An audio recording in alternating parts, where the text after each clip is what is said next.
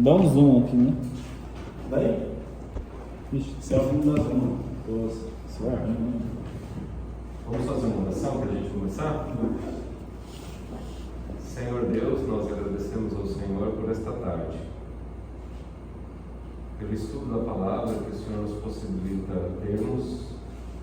Batiza-nos com o Teu Santo Espírito, perdoa os nossos pecados e Teus santos anjos celestiais acampem-se ao nosso redor. Conduza-nos na Tua verdade e leva-nos ao encontro de pessoas que queiram conhecer a verdade, Pai. É o que lhe rogamos em nome do nosso Senhor e Salvador Jesus Cristo. Amém. Bom, na sábado passado nós estávamos ali dentro das 70 semanas do livro de Daniel. Daniel capítulo 9, ele fala sobre a profecia do nascimento de Jesus Cristo, que tem a ver com a doutrina do santuário, que é a doutrina mais importante que nós temos dentro da Bíblia. Sem a doutrina do santuário, são dois pontos importantíssimos para você entender a Bíblia. Um se tratou da lição da escola sabatina dos adultos essa semana, que é a temática do grande conflito. Porque Satanás, ele se esconde na história. E se a pessoa perde a noção que Satanás é uma pessoa que é real, e que esse grande conflito que se iniciou no céu se desenrola aqui na terra, muitas pessoas esquecem. Então, uma música não é só uma música, uma novela não é só uma novela, um filme não é só um filme, um livro não é só um livro, porque nós estamos vivendo no meio desse grande conflito entre o bem e o mal, e que eles se esconderam, ele se apresenta e se disfarça para atingir a mente e o coração das pessoas através da cultura, através do que acontece aqui no mundo. Tá? Essa é uma das doutrinas importantíssimas para você entender a Bíblia. A segunda doutrina para você entender a Bíblia é a doutrina do santuário, que é o que se trata de Daniel capítulo 9. A doutrina do santuário ela é uma chave hermenêutica, a gente chama. Chave é que abre, né? Hermenêutica, a ciência da hermenêutica é você conseguir entregar uma mensagem onde a pessoa compreende essa mensagem. Então, quando a gente fala que a doutrina do santuário é uma chave hermenêutica, a gente está falando que a doutrina do santuário ela abre a Bíblia para que você entenda ela mais fácil. Se você não conhece a doutrina do santuário, você vai ter dificuldades, por exemplo, para entender o livro de Apocalipse.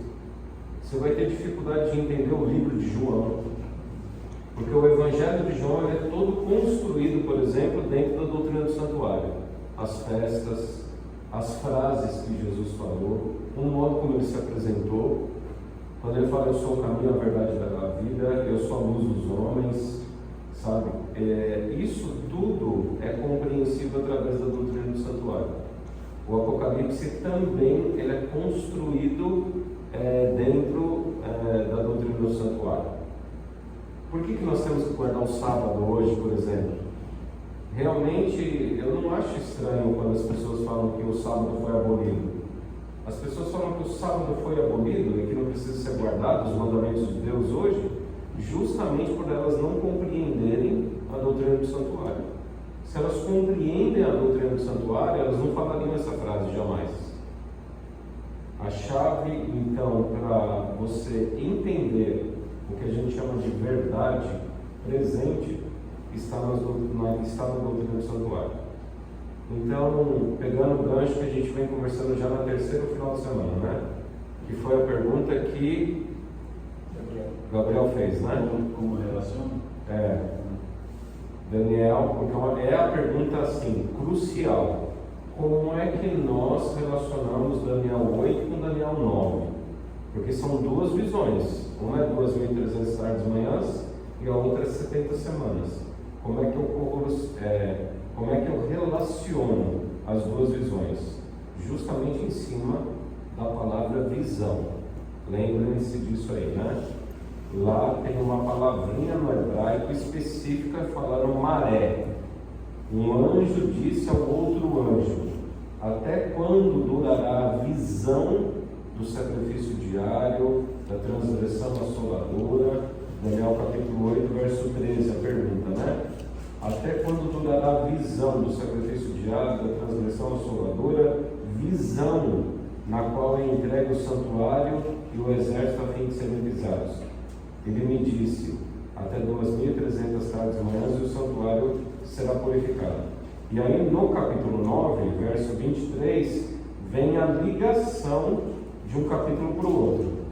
No princípio das suas súplicas saiu a ordem, e eu vim para te declarar, porque és muito amado. Considera, pois, a coisa e entende a visão. Quando ele fala isso, entende a visão, ele cria a palavra, o link que une o capítulo 9 ao capítulo 8. Então, o que ele está explicando aqui refere-se às 2.300 tardes e manhãs. E aí ele entra, então, 70 semanas estão determinadas sobre o teu povo, sobre a tua santa cidade, para fazer cessar a transgressão, para dar fim aos pecados, para expiar a iniquidade, para trazer a justiça eterna, para selar a visão e a profecia, e para ungir o Santo dos Santos. E aí lembre-se da necessidade de você dividir os versos na Bíblia, porque dos versos 25 até o 27, eles tratam de dois assuntos: do Cristo e do Anticristo. Sempre a primeira parte do verso, que tecnicamente a gente chama 25a, 26a e 27a. Sempre a parte A do verso, a primeira parte é do Cristo. E o 25b, 26b e 27b fala do Anticristo. Eu acho que, pastor, eu não perguntei sobre isso na igreja passada. Mas por que o pessoal diferencia Cristo com Anticristo? Tipo, onde vocês querem conseguir determinar isso? Aqui, no verso. A gente está falando que esse aqui é Anticristo, esse aqui é do Cristo. Quer dizer, do Cristo a gente sabe. Porque o estilo literário é quiástico. Quiástico, no hebraico, é quando você trata de dois assuntos ao mesmo tempo. Só que os dois assuntos, eles ficam claros quando o quiasmo é X, né? São entrelaçados. Quando eu desentrelaço eles, fica claro que são dois assuntos. É pela própria leitura do texto mesmo. Entendi, mas aí você define a segunda parte como Anticristo. Ah, sim. A gente define isso. Oi? A gente define isso. Tipo, esse aqui é o Anticristo. Ou deixa claro. Não, isso é escola teológica, não é só adventista, não. Isso é antes da gente já falava, esse é do Anticristo. Entendeu? Pelas próprias obras, ações dele, entendeu? Porque assim, fala assim, o povo de um príncipe que há de vir. Quem é esse príncipe que há de vir? É aquele que faz contrafação ao Cristo. Se ele está fazendo contrafação ao Cristo, ele é o Anticristo, entendeu? Então, 25a, 26a e 27a. Olá, boa tarde. Tudo bom? Eu estava vendo o restaurador, você fez um tema do Anticristo, eu tirei print dos versos. Eu separei, né? E eu mandei no grupo caso tenha. Boa tarde, boa tarde. Não, começamos agora. Boa tarde, professor. Boa tarde.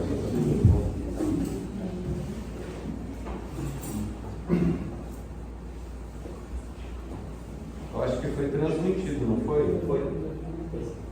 Tem o tema do Anticristo lá na internet, né? O ano passado, nos domingos à noite, lá que é Jesus o Restaurador. Numa das noites a gente falou sobre a profecia das 70 semanas. Então, verso 25a, 26a e 27a fala do Cristo. sabe e entende, desde a saída da ordem para restaurar e para edificar Jerusalém até o ungido ao príncipe, 7 semanas e 62 semanas. 26a. Depois das 62 semanas será morto o ungido e já não estará. 27a.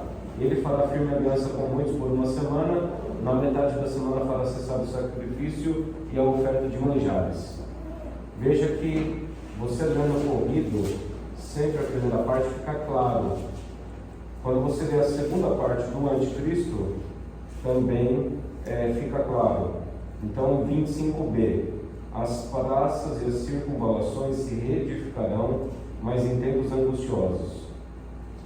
26b. E o povo de um príncipe que há de vir destruirá a cidade e o santuário, e o seu fim será num dilúvio. E até o fim haverá guerra. Desolações são determinadas. 27b. Sobre a asa das abominações virá o assolador, até que a destruição que está determinada se derrame sobre ele. Então são as duas obras, tá? Na profecia. Aí uma outra pergunta que fizeram. Nós tivemos 3 decretos na história para a reconstrução de Jerusalém. Porque aqui está falando, sabe e entende, desde a saída da ordem para restaurar e para edificar Jerusalém. Aí foi feita a pergunta, nós tivemos na história 3 decretos. Qual? Como saber se foi o primeiro, o segundo ou o terceiro? A gente comentou que em Esdras 7 é onde você encontra esse decreto para a restauração e para a edificação de Jerusalém, certo? Como é que a gente sabe que foi no caso que a gente identificou lá que é o segundo decreto? Não é nem o primeiro e nem o terceiro. Não é nem por conta de Esdras 7 e você ser autoritário em decidir isso, mas é pela própria profecia, onde diz que 7 semanas e 62 semanas, veja, sabe e entende, desde a saída da ordem para restaurar e para edificar Jerusalém até o ungido ao príncipe, 7 semanas e 62 semanas. Depois das 62 semanas será morto o ungido e já não estará. Então, o ponto de partida do cálculo é a crucifixão, a morte de Jesus Cristo. Será morto o ungido, será morto o Messias. O ungido no hebraico é Meshiá, que é Cristo no grego, tá? Então, Meshiá no hebraico, Christos no grego, Jesus Cristo é Jesus Messias. Jesus Meshiá. Ele vai ser morto. Quando? Ele vai ser morto na metade da semana, que é o verso 27. Ele fará firme aliança com muitos por uma semana. Na metade da semana fará cessar o sacrifício e a oferta de manjares. Então a gente precisa de calculadora, né? Então vamos lá, 70 semanas vezes 7 dias dá 490, que são 490 dias, que equivale, no princípio de ano de profecia, 490 anos, certo? Só que aqui separou 69 semanas até vir o Messias, e na metade da semana o Messias morre. Então são 69 semanas vezes 7, são 483 anos. A gente sabe que Jesus Cristo, ele foi batizado no ano de 27 depois de Cristo, e ele foi morto no ano 31 depois de Cristo. Então o ano 31 depois de Cristo foi a morte dele. A morte dele se deu 486 anos e meio da profecia aqui, que são 69 semanas e meia. Se você pega o ano 31 menos 486,5, você vai chegar no ano de 457, 58 antes de Cristo, tá? É isso aí, né? Vai 458 aí porque contou o zero, né? Contou o zero. Lembre-se que quando você faz essa conta, você vai chegar a 458, porque tem um zero nessa conta que você está saindo antes de Cristo para depois de Cristo. Então tem essa diferença de que o decreto foi assinado em 457. Ok? Estabelecidas 70 semanas, você prova, através das 70 semanas, você prova que o decreto assinado foi o decreto de Artaxerxes de 457 a.C. Então, se você pega 2.300 anos menos 457, você vai chegar a 1844. O que aconteceu em 1844?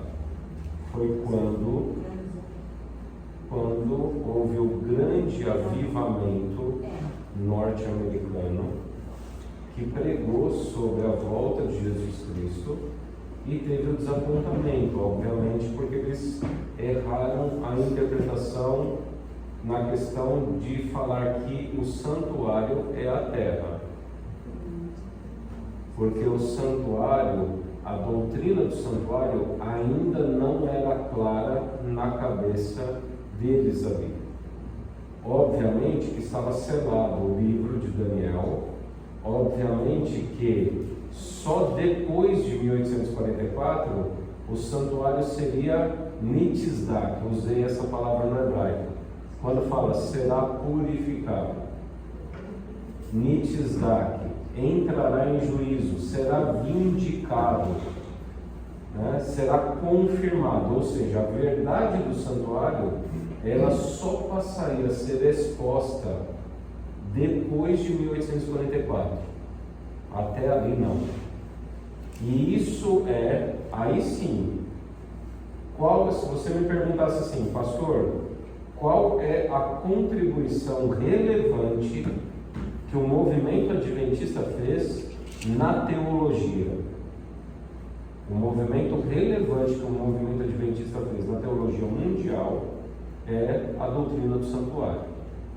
Não que não se ensinasse dentro da Bíblia, se ensinava. Paulo escreveu sobre isso.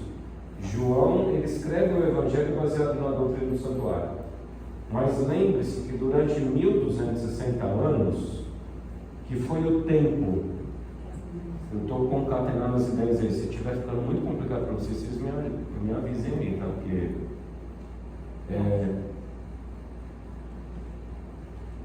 Porque a besta, o anticristo, ele teve domínio durante 1260 anos, tá? Então, ele ia ter poder para proferir palavras contra o Altíssimo. Eu estou lendo Daniel, capítulo 7, verso 25.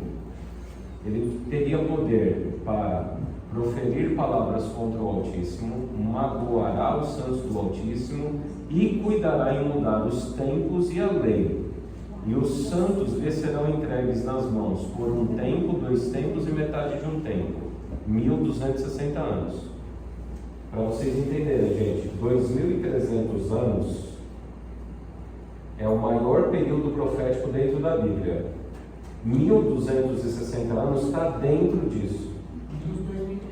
Dos 2.300. 70 semanas está dentro também disso. Não tem nenhuma profecia de tempo além de 2.300 anos. Tá? 1.260 anos, quem é o anticristo? O anticristo é a Igreja Católica Apostólica Romana, Que tomou as Bíblias. que durante 1.260 anos mudou o tempo e mudou a lei. Nós vivemos sobre o período nós estamos vivendo atualmente, até hoje, dentro do calendário gregoriano, Papa Gregório. Estamos vivendo, hoje é um feriado nacional que todo mundo pratica, estabelecido pela Igreja Católica Apostólica Romana lá na Idade Média, feriado do Carnaval, quarta-feira de cinzas, aí depois tem a Páscoa, que é a Páscoa que se comemora é a católica, não é a Páscoa bíblica, entendeu? Então mudou os tempos e mudou a lei, tá? Durante 1.260 anos esconderam e destruíram a doutrina do santuário, porque o que eles fazem nesse período? Eles falam assim, ele faz assim, engrandeceu-se até o príncipe do exército dele tirou o sacrifício diário e o lugar do seu santuário foi deitado abaixo. Conversa isso aí. Daniel capítulo 8, verso 11. Então, a Igreja Católica Apostólica Romana, quando ela tomou a hegemonia cultural na Europa durante a Idade Média, o que eles fizeram? Eles destruíram essa teologia bíblica. Eles jogaram o santuário por terra, prosperaram com a mentira e mudaram os tempos e a lei. E a teologia foi destruída nessa época. Pode falar, Paulo. Então, só para. Durante 1260 anos, muitas pessoas nasciam e morriam sem saber da Sem verdade. saber. Porque até aqueles que tinham conhecimento da Bíblia já tinham morrido e nasceram outros e não tinham Exatamente. mais conhecimento. Ficavam Que é a idade das trevas, o tempo da ignorância. direto à idolatria, né? Adoração aos deuses falsos. Sim. Se ouviam falar de Deus, mas não tinham embasamento. Não, a Bíblia nem era aberta a essa possibilidade, porque as Bíblias estavam em mosteiros, em latim, grego e em latim, grego, hebraico e aramaico. Então ficou completamente. As pessoas nem iam para a escola, nada. Poucas pessoas estudavam, as missas todas feitas em latim, o padre de costa para o público. Eu lembro disso. Tem filme, né? Se você assistir o filme Lutero, tem uma cena que mostra ele de costa para o público, fazendo a Eucaristia lá, com a hóstia, né? E com o vinho, onde só o padre come. Hoje os católicos comem. Hoje os católicos na missa, eles comem a hóstia. Sim. Né? Sim. Mas nessa época nem isso era dado.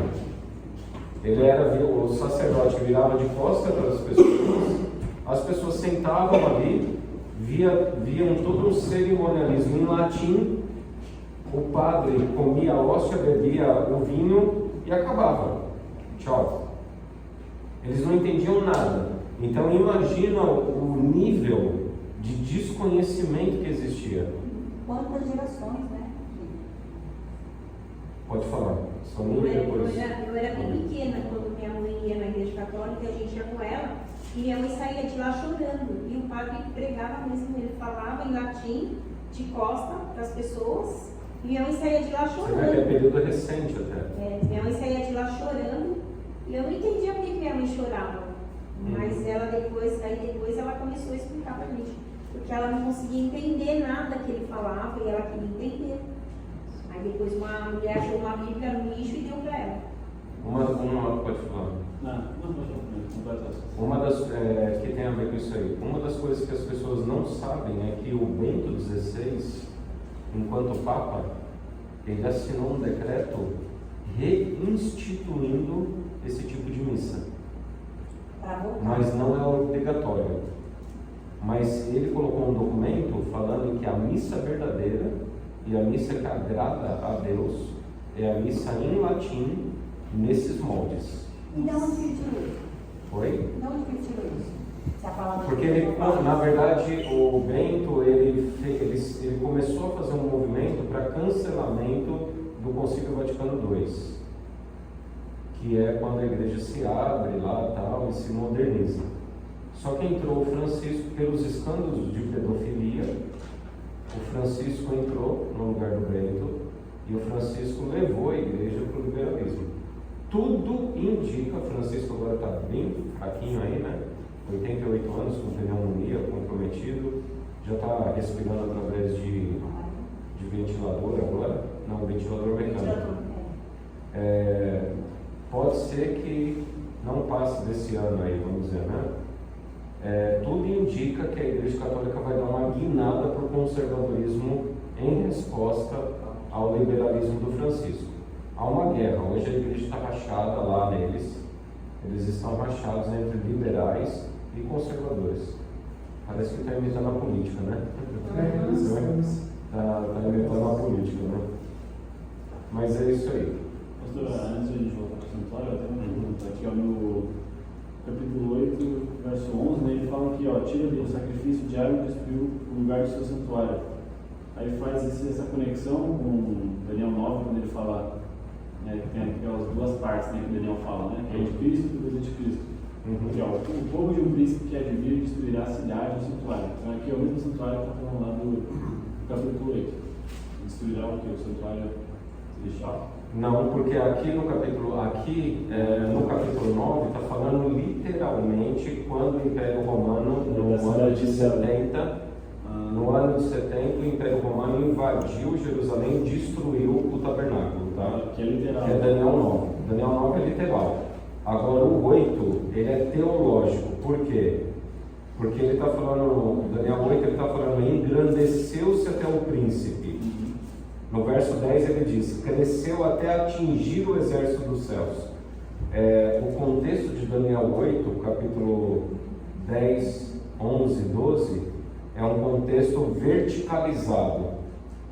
O contexto de Daniel 9 é um contexto horizontal.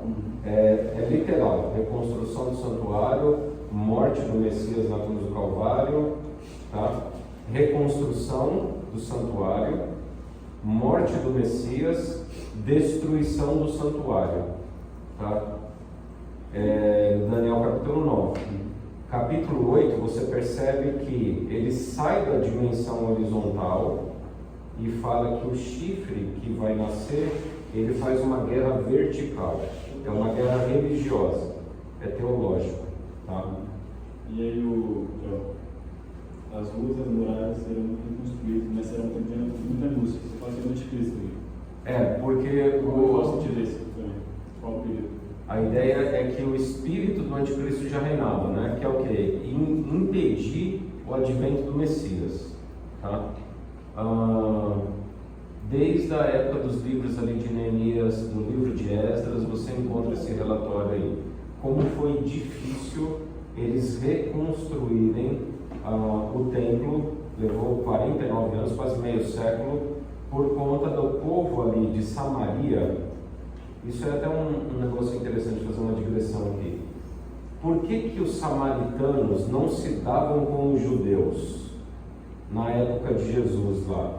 Samaritanos não conversavam com os judeus não conversavam com os samaritanos. Por causa desse período aqui. Quando Ciro ele decretou a reconstrução de Jerusalém, havia ali na região da Judéia, de Israel, um povo chamado samaritano. Quem eram os samaritanos? Os samaritanos eram um grupo de pessoas que o Império Assírio, quando destruiu as 10 tribos do norte, eles miscigenaram estrangeiros com os judeus. E nasceram então os mestiços samaritanos, que era a mistura de povos pagãos que o Império Assírio trouxe com as 10 tribos de Israel. Esses samaritanos, eles desenvolveram até uma religião própria deles, que misturava paganismo com judaísmo. E eles colocaram lá no Monte Gerizim, a adoração ao Monte Gerizim, acreditavam no Pentateuco e não mais nos outros escritos, só nos 5 primeiros livros, e eles criaram uma simbiose lá de paganismo com judaísmo. Isso se tornou abominação para o povo das tribos do sul, Judá, Benjamim e a tribo de Manassés, que é onde ficava o templo de Jerusalém. O que acontece? Quando Ciro manda reconstruir o templo, esses samaritanos foram que causaram dor de cabeça para o povo judeu para que o templo não fosse reconstruído. E isso acirrou a briga entre eles. Quando Jesus nasce, que o templo já está reconstruído, os judeus não se davam com os samaritanos, eram inimigos mortais, por conta dessa parte histórica aí, dessa profecia, tá? Os levitas também faziam parte da Judá. Sim, os levitas eram espalhados, né? Sim. Só que como o templo centralizava a adoração, quando as 10 tribos do norte foram destruídas, tinha cidade de levitas no norte. Mas quem conseguiu fugir, fugiu tudo para o sul. E aí os levitas se concentraram ali na Judéia, tá? Pode continuar aí? Então vamos entrar hoje, que a gente está prometendo já 2 finais de semana, sobre a doutrina do santuário, né? Por quê? Porque aqui fala no Daniel 8:12, o exército lhe foi entregue com o sacrifício diário. No verso 11 diz: engrandeceu-se até o príncipe do exército, dele tirou o sacrifício diário, e o lugar do seu santuário foi deitado abaixo. Então, como ponto nevrálgico, como ponto principal para você entender hoje, o mais importante é a doutrina do santuário. Por quê? Porque é o foco do ataque de Satanás. Através do anticristo, Satanás ataca a doutrina do santuário. O que é esse sacrifício diário? E que santuário é esse que ele deita abaixo? Porque se fala de 2.300 tardes e manhãs, se fala de 1.260 anos, um tempo, 2 tempos e metade de um tempo, não tem como ser o santuário terrestre, o santuário lá de Moisés, nem o santuário, muito menos o templo de Herodes, que havia sido destruído no ano de 70. É outro santuário que ele está atacando, é outro santuário que ele está deitando por terra. Que santuário é esse? E que santuário é esse que vai ser purificado e vai ser vindicado, vai ser colocado em juízo depois das 2.300 tardes manhãs? Obviamente que vai além desse santuário do Moisés, ou um templo de Salomão, reconstruído pelo templo de Herodes ali, tá? Então vamos lá para os sacrifícios, primeiro para a gente entender o santuário. Livro de Levítico vai nos ensinar aí sobre o santuário.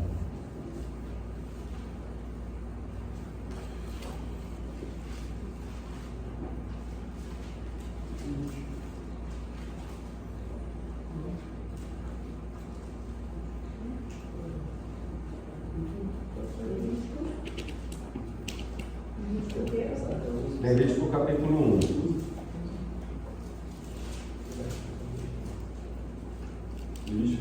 Levítico capítulo 1. A gente vai chegar lá no 16.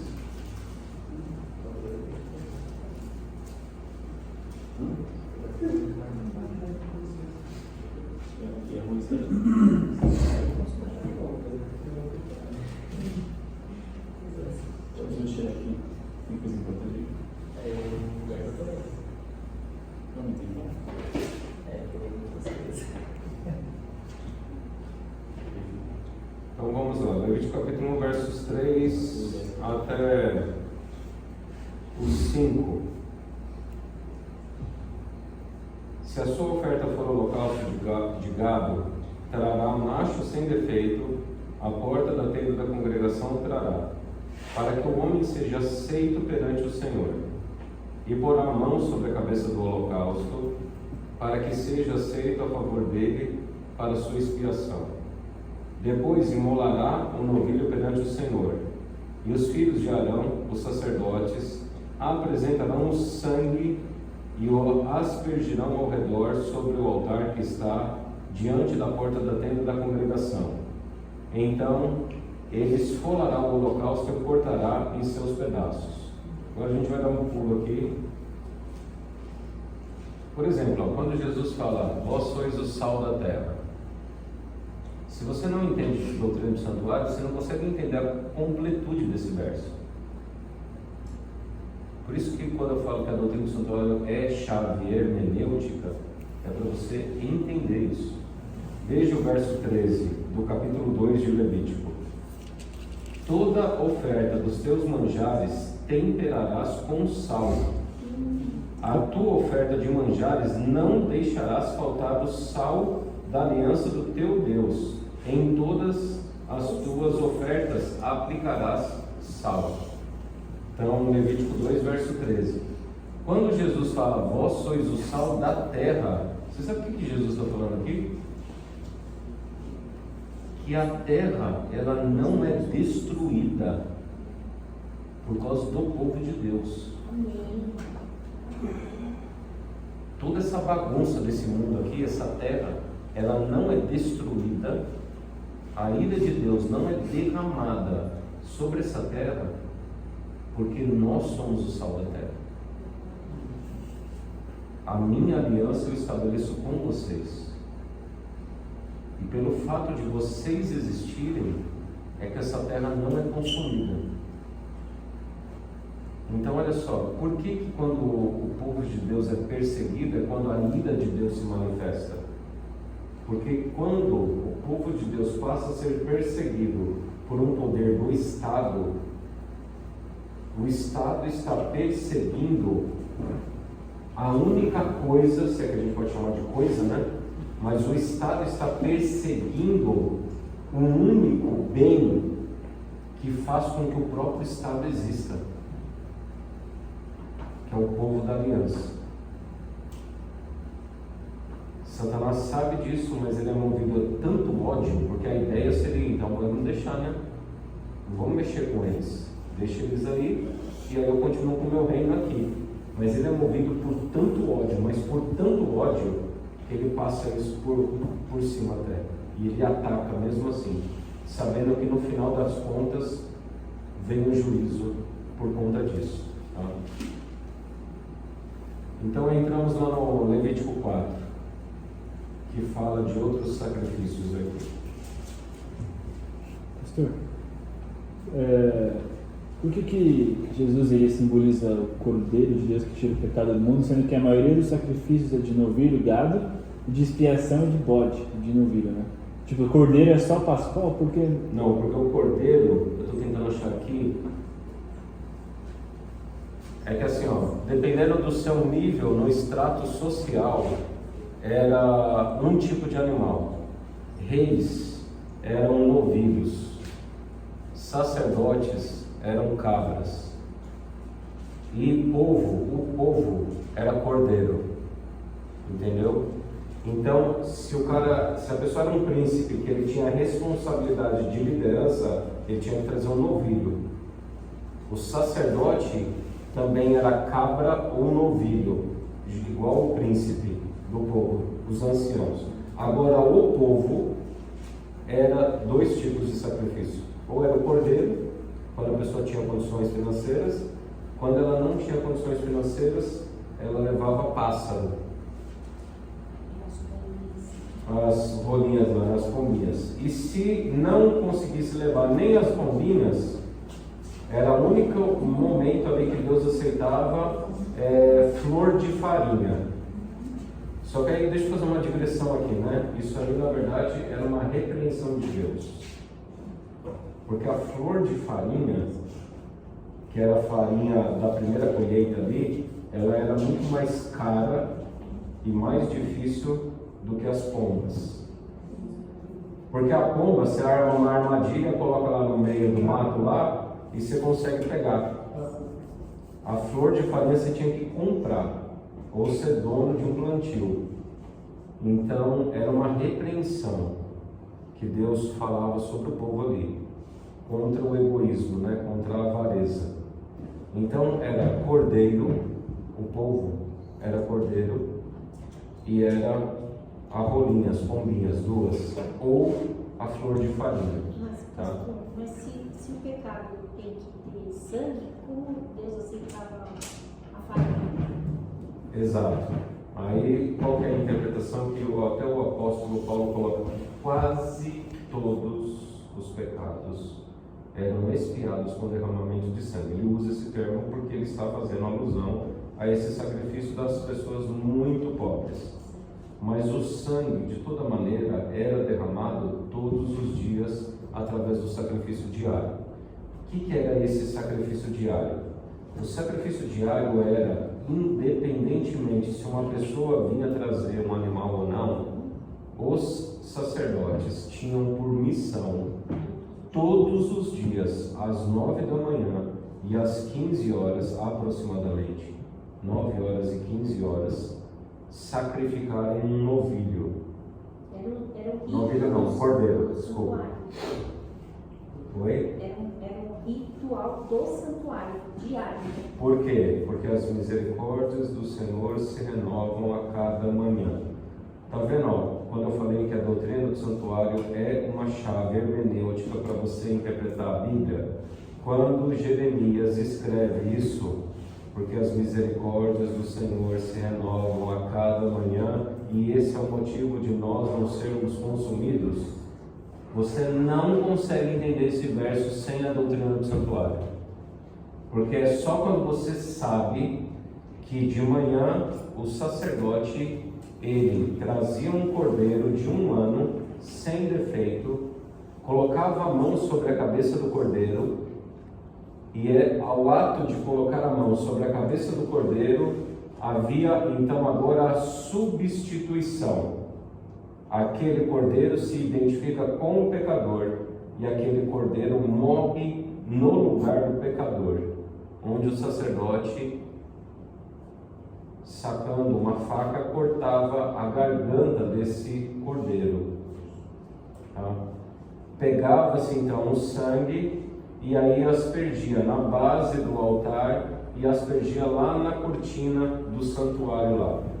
Quando que aspergia na cortina do santuário lá dentro, perto do Santíssimo? A todo momento? Não. Só quando a pessoa tinha consciência dos 10 mandamentos. Isso aí está no livro de Levítico. Quando uma pessoa sabe a respeito dos 10 mandamentos e ela transgride um dos 10 mandamentos, ela tem que levar o animal para sacrificar, e uma vez sacrificado, o sangue era levado até a cortina do santuário, perto da arca dos 10 mandamentos.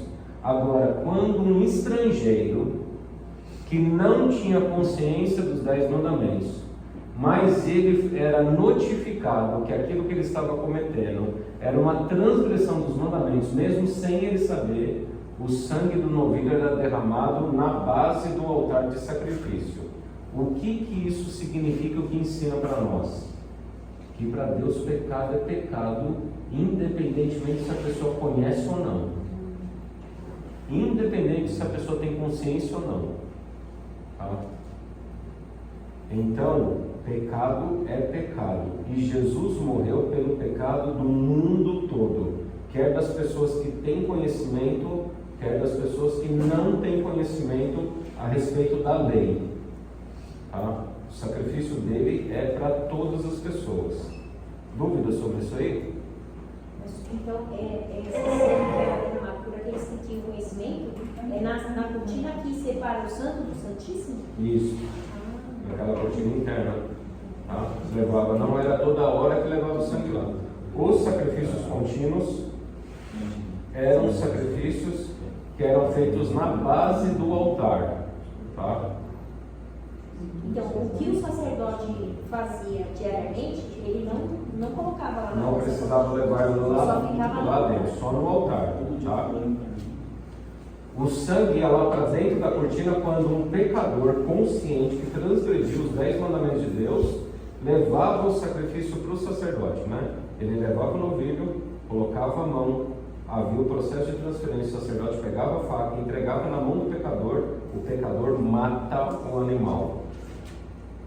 Porque você e eu, nós matamos Cristo na cruz do Calvário. Os nossos pecados o condenou, tá, na cruz do Calvário. Tá? E aí a gente entra no principal das festas, que é Levítico 16. Então, o sacrifício contínuo, o sacrifício diário, era o sacrifício que o sacerdote fazia todos os dias, às 9 e às 15 horas. Que foi o horário que Cristo foi pregado e o horário que ele morreu. Pregado às 9. Pregado às 9 e morreu às 15. Tá? 9 da manhã. Às 9 da manhã, em torno das 9 da manhã, e morre às 15. E a partir do meio-dia, que era o sol estava no máximo, a Bíblia diz que foi quando veio uma nuvem, uma escuridão. Da meio-dia até as 15 foi quando ele começou a falar aquelas frases. Deus meu, por que me desamparás? Pai, perdoa-lhes porque não sabem o que fazem. A última frase foi: está consumado. Em torno de 1 hora ele fez isso. Eu queria saber se essas nuvens que cobrem o sol têm algum significado teológico ou era só aconteceu. Na verdade é porque Cristo estava nu na cruz do Calvário e Deus então vai esconder a nudez dele, porque era vexatório. Fazia parte da vergonha da cruz a nudez, a tortura. Para um judeu circuncidado, para um judeu com o órgão genital circuncidado, que era símbolo da aliança de Abraão, era a maneira que o Império Romano fazia os judeus passarem vergonha, expondo o órgão genital dele e da aliança abrâmica. Então Deus, quando chega no máximo da claridade, Deus vela o filho dele. É a explicação que eu entendo ali. Fala comigo. Pastor, o holocausto era um sacrifício diário? O holocausto é chamado. O holocausto é porque o animal é queimado. É queimado. Então é só um processo dentro do sacrifício diário. Do sacrifício. Só que a pessoa ela não matava, ela só trazia o animal para o sacerdote matar, ela matava. Se era um sacrifício por oferta de pecado, ele matava. Se era por gratidão, ele entregava para o sacerdote, ele só impunha as mãos. Tá? Não tinha sacrifício de gratidão, não tinha sacrifício de pecado. Essa parte de ser cordeiro, tá na Bíblia? Tipo, tem algum verso que mostra que tá na Bíblia? Porque eu só vejo gado no ouvido, assim, ou é uma informação histórica do povo. Do que você diz? Que o povo comum, né, era de não, cordeiro. É que eu não li, mas se você ler de Levítico 1 até 4, se você ler ali do capítulo 1 até o 4, vai especificar cada segmento da sociedade, quando cada pecado que cometia, como é que tinha que ser feito o sacrifício. E eram animais diferentes. E o cordeiro aparece ali, tá? O cordeiro era o sacrifício diário e o cordeiro era para o povo que levava. E você o Levítico falou o que aconteceu novamente? Sacrifício diário. Às 9? Às 9 e às 15. Dois sacrifícios diários. Você não vai encontrar na Bíblia esse horário. Sim. Mas a gente sabe por conta da própria tradição judaica, que os judeus sempre fizeram, tá? Quando Daniel fala, olha, eu orava 3 vezes ao dia, eu orava na hora do sacrifício da manhã e na hora do sacrifício da tarde. Então, com documentos que existem aí também da parte histórica, arqueologia bíblica, se sabe que é das 9 às 15 horas. Sempre aproximado, né, gente? Porque eles não tinham relógio, né? Era para posição de sol e tal. Dividir em 2 porque ele dava tempo na primeira vez? Não, porque era Deus que mandou. Ele mandou. Então o pessoal fazia 2 vezes sacrifício diário? Isso é uma ordem de Deus. 2 cordeiros por cada Pela pessoa. manhã e pela tarde, me oferecerão. Tá? Então isso é uma ordem de Deus. Oi? Vai falar muito bem. Muito. Só uma pergunta. Lembre-se que isso é uma profecia, né? Por que Deus ordenou? Porque eles não entenderam na época, eles só obedeciam. Ok, o Senhor está mandando, a gente vai fazer o sacrifício da manhã e o sacrifício da tarde. Quando Jesus é crucificado, aí se completa. Olha, isso é tão bonito. Para pensar. Não foi só um sacrifício. Não foi só assim, ó Judas, vai lá agora e chegou a hora de você me matar. Ali ele está mostrando que é Deus e que ele sabe os detalhes. Ele sabe os detalhes. Eu acho que é Salmo 24, né? Que é o Salmo messiânico lá. O detalhe da roupa. 22, né? Sabe o detalhe da roupa. Ele começa a detalhar. Olha, vai repartir as minhas vestes. E aí depois a outra parte das vestes vai lançar sorte. A outra parte vai dividir. Olha os detalhes. Então Deus, ele revela detalhe da hora, do que ia acontecer, de como ia ser feito, mostrando que ele é onisciente. Ele sabe em detalhes a história. Isso é impressionante. Pastor, só te falar aqui que transpassaram minhas mãos e os pés, pô. Não é? Não existia crucificação nessa época? Não existia. É Cruz na época. Então, veja os detalhes históricos que ele vai dando, inclusive do horário. Detalhe de Daniel lá. Daniel capítulo 9. O detalhe lá que eu acho impressionante isso. Olha só a hora que o anjo chega para explicar para Daniel. Diz lá que na hora do sacrifício à tarde ele encosta no meu ombro e fala assim, ó, vim para fazer-te entender sobre a morte do Messias. Olha só, quando o anjo está explicando sobre a morte do Messias 600 anos antes, exatamente no horário que o Messias morreria na cruz. Isso é surreal. É só uma pergunta. Quais são os animais que eram queimados e aonde eram queimados? Era dentro, era no pátio ou lá no... Sempre no altar de holocausto, que era lá no pátio. Nunca dentro. Porque no pátio tem a bacia, que era para lavar, e depois tinha um local para queimar. Sim. Ok. Deixa eu só responder aqui, depois eu já falo para... quer ver, ó? Verso 21, Daniel 9, 21. Falava ainda na oração, quando o homem Gabriel, que eu tinha observado na minha visão ao princípio, veio rapidamente voando e me tocou a hora do sacrifício à tarde. Isso aqui é muito lindo. O anjo está tocando no ombro de Daniel, no horário que Cristo viria a morrer 600 anos depois, falando a respeito da morte de Jesus. É tipo, Daniel, vou falar para você o que vai acontecer nesse exato momento, só que daqui 600 anos. Era o Patrocínio. O anjo. Ele sabia, os anjos sabiam disso? A hora do sacrifício à tarde. Menos absoluto, né? Não era uma sexta-feira ainda. Olha, não sei, nunca fiz essas contas, mas pode ser que seja, eu quero vocês. Que Deus ele é zeloso, viu? Pensa em um Deus meticuloso e detalhista. Os discípulos foi quando? Uma Quinta-feira. Quarta para quinta, né? Quinta é quarta noite, né? Que já era quinta-feira, né? Tá. Cassiano me perguntou sobre como é que é. Então, vamos falar do santuário aí, a parte estrutural. Então, tinha a primeira cortina que separava o pátio da área externa, certo?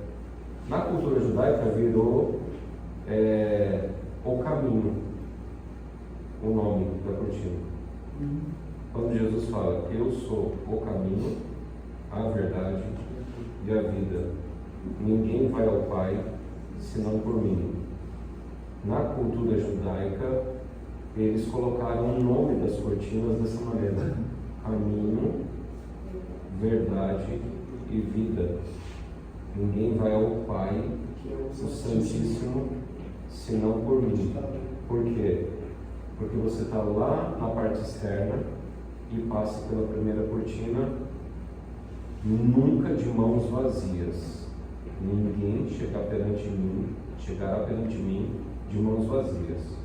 Então você tinha que vir com um cordeiro, ou com pombinhas, ou com farinha, com azeite, mas você tinha que ir com sal.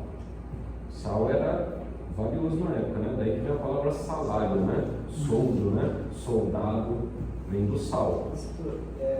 Só uma pergunta que agora surgiu, porque eu lembro que o Rodrigo Silva, uma vez eu ouvi ele falando que sal era um símbolo de aliança, porque eles fazem aliança misturando eu sal. vi, né? Um com o outro, né? E ele Aquele faz verso que eu vi aí de Levítico. Sim. Não, não só o detalhe que veio aqui, eu achei interessante. Você vê, ó, que como é que a gente faz aliança com Deus? Com dinheiro. O pessoal tem um mau preconceito, né? É um preconceito que o pessoal tem, mas quando Deus fala assim, ó, você vai colocar sal em todos os seus sacrifícios, dinheiro. Não seria, vamos dizer assim, lógico. Aí houve uma perversão hoje da teologia da prosperidade, lógico, perverteram, junto com o egoísmo e a ambição humana, aí esses pastores aí arrancam o dinheiro do povo, né? Mas a verdade é que é dinheiro, gente. O que Deus quer? O que movimenta a nossa sociedade, a nossa cultura?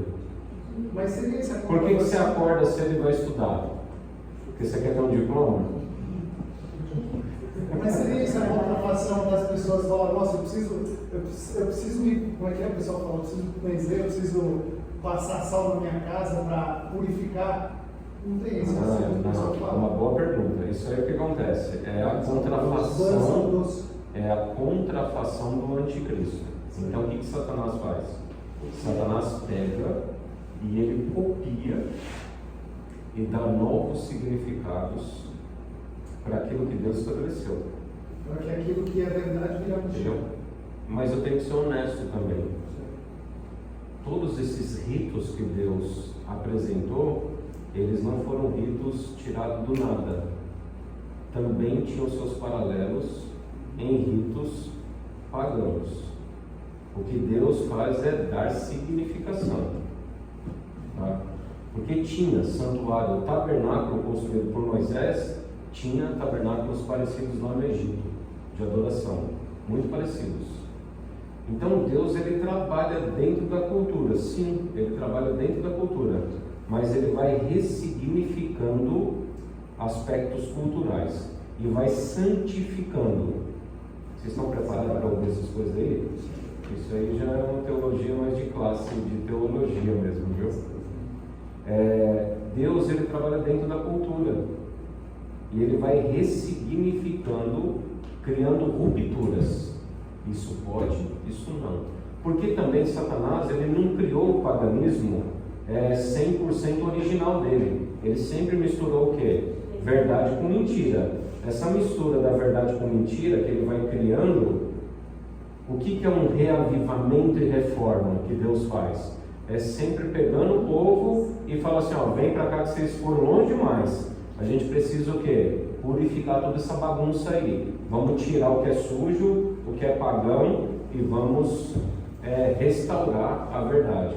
Então, basicamente, reavivamento é isso aí. Tá?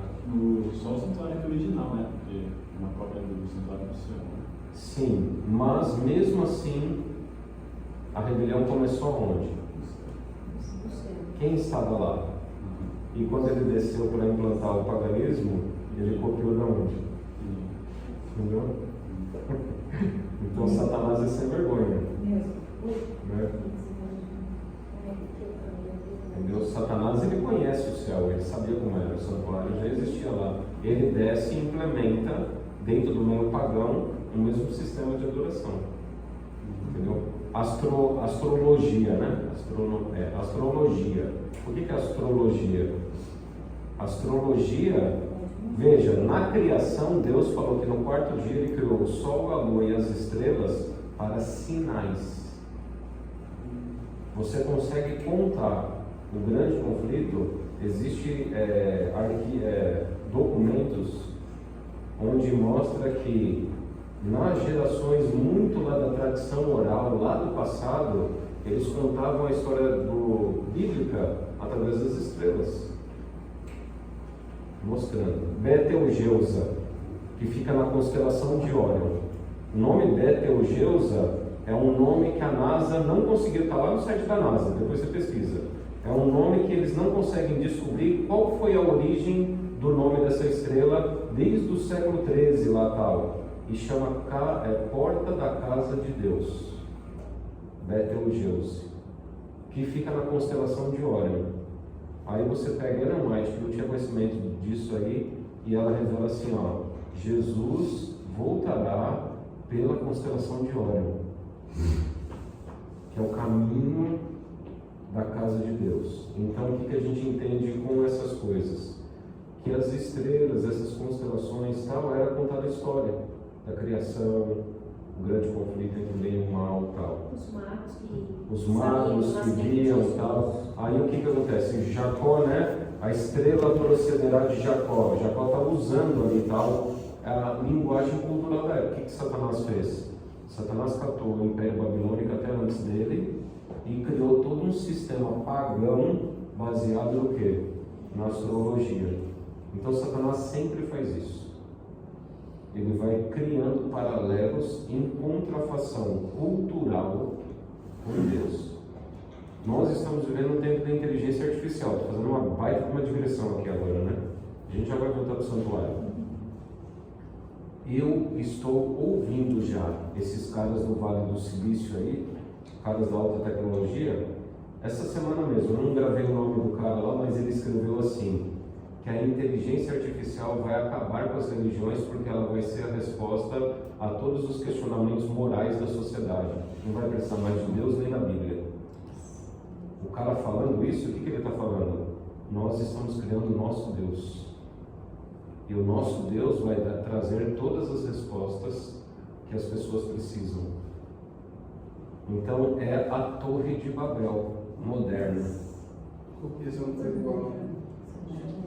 A Torre de Babel moderna, esse é um cara que é o criador, um dos criadores de inteligência artificial, falou, é a nova Torre de Babel. Vamos construir uma torre cujo topo chega até o céu e a gente não vai morrer pelo dilúvio. E vamos tornar célebres o nosso nome.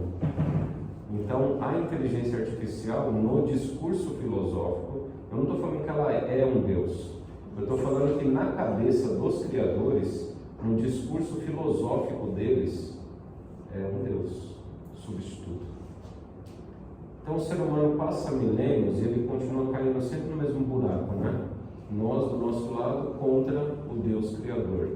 Nós com a nossa tecnologia contra o Deus Criador. É nós contra eles.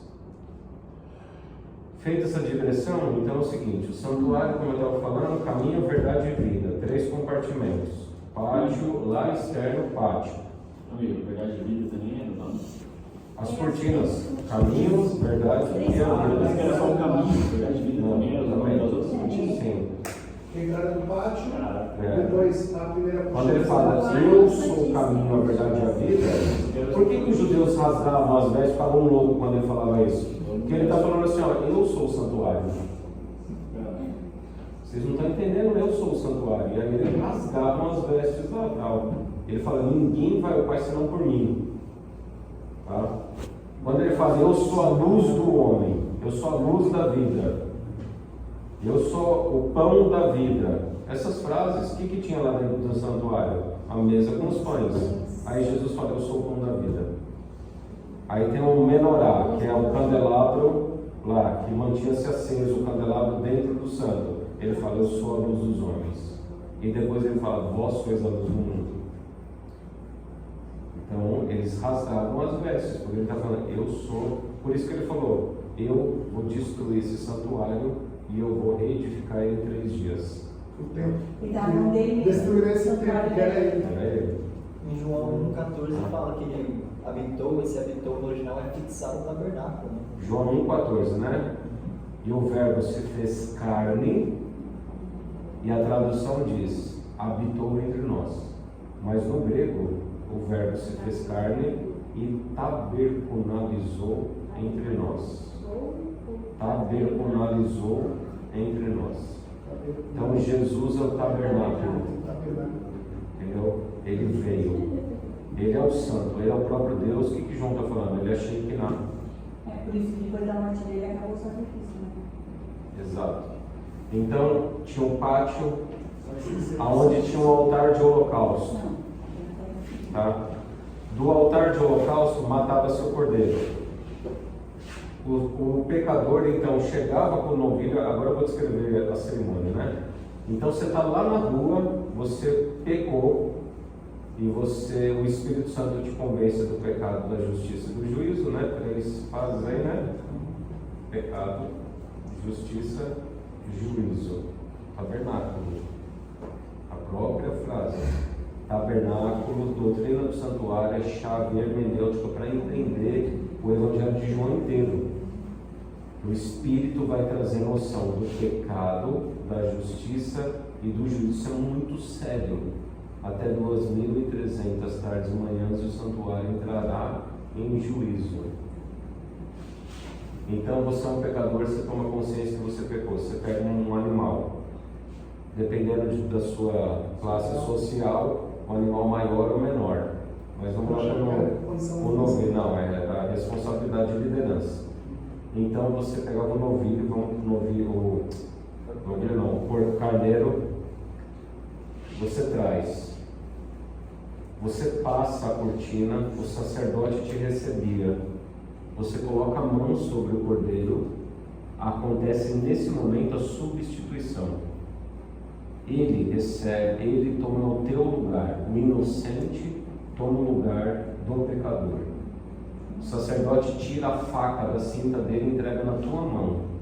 Ele segura o carneiro e aí você corta o pescoço do carneiro enquanto ele segura a bacia.